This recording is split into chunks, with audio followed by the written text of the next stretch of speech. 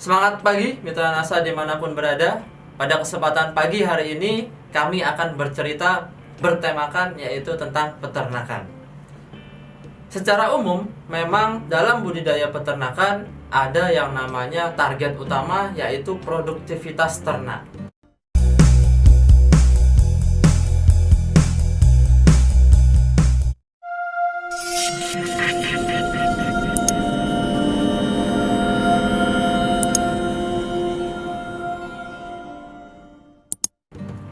Apabila kita lihat dari produktivitas ternak, ternyata ada faktor-faktor yang berpengaruh.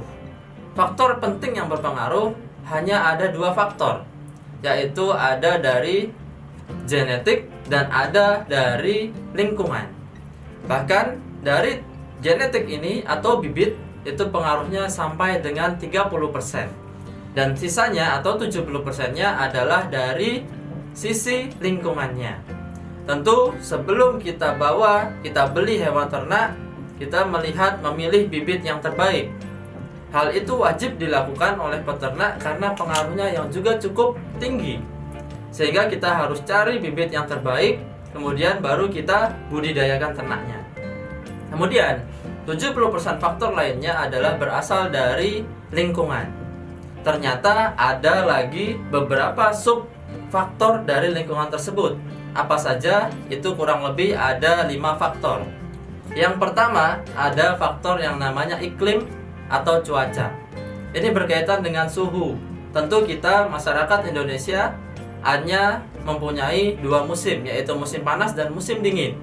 Ketika musim panas tentu suhu udara di sekitar peternakan kandang itu menjadi lebih panas. Dan pada saat musim dingin tentu kandang menjadi dingin. Tentunya di sini peran peternak sangat diperlukan dalam faktor ini. Sehingga kita tidak bisa untuk merubah iklim dan peternak yang harus bisa mengimprove atau membuat peternakannya nyaman bagi ternaknya. Kemudian faktor selanjutnya yaitu dari faktor perkandangan atau tata letak kandang. Kami di sini contohkan seperti rumah bagi manusia, kemudian kolam bagi ikan, dan kandang itu bagi hewan ternak. Tentu apabila kandang itu nyaman, bersih, maka ternak akan nyaman sehingga memberikan efek positif terhadap produktivitasnya. Sehingga kandang yang bagus, model kandang yang tepat, maka akan meningkatkan produktivitasnya. Kemudian yang ketiga, ada faktor yang namanya kebersihan. Tentu kebersihan ini perlu upaya tambahan dari peternak, karena ternak tidak bisa membersihkannya sendiri. Dan kebersihan ini ada 3 yang utama, yaitu kebersihan dari ternaknya, kebersihan dari lingkungannya, dan kebersihan dari kandangnya. Sehingga dari kebersihan ini memang penyumbang atau yang membuat berbagai macam penyakit itu ada, sehingga kita bisa pencegahannya. Kemudian yang selanjutnya ada faktor yang namanya penyakit. Perlu kita upayakan untuk pencegahan dan pengendalian apabila ternak sudah sakit. Upaya pencegahan dan pengendalian ini memang sangat berkaitan dengan kebersihan dan perkandangan. Tentu yang namanya pengendalian penyakit juga bisa berasal dari yang namanya antibodi atau kekebalan tubuh. Sehingga dalam hal ini tambahan vitamin, suplemen ternak juga sangat dibutuhkan. Dan faktor selanjutnya yang penting adalah faktor pakan. Nah, dalam hal ini di budidaya peternakan memang pakan pengaruhnya sangat tinggi sampai dengan 70% dari biaya produksinya. Sehingga untung ruginya peternakan seringkali dilihat dari pakannya. Apakah kita bisa menghemat? Apakah kita bisa memanfaatkan pakan yang ada sehingga produktivitasnya tetap tinggi?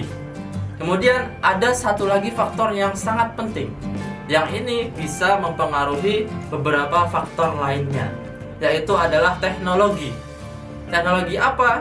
Teknologi yang kami ciptakan adalah teknologi NASA, yaitu teknologi yang dapat mempengaruhi dari segi faktor produksi. Apa saja? Yaitu pertama dari pakan.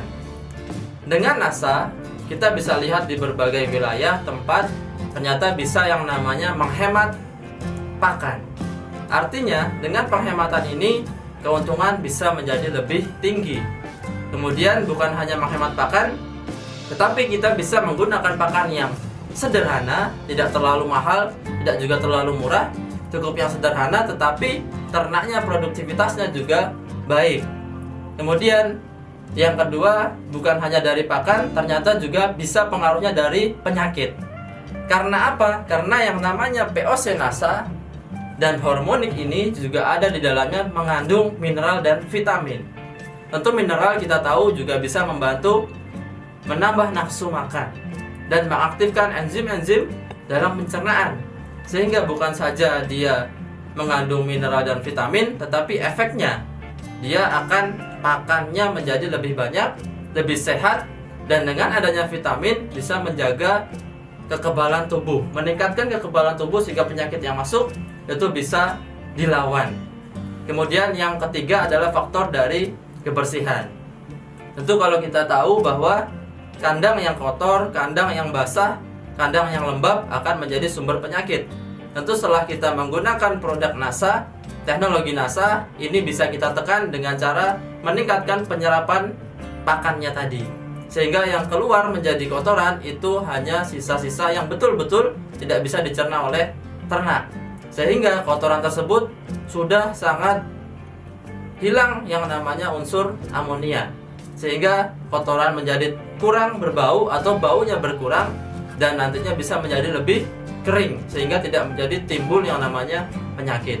Jadi dengan adanya teknologi tersebut kita bisa tingkatkan faktor produksi dalam budidaya peternakan, baik itu dari ke 70% yaitu lingkungannya, bahkan nanti bisa memaksimalkan potensi genetiknya.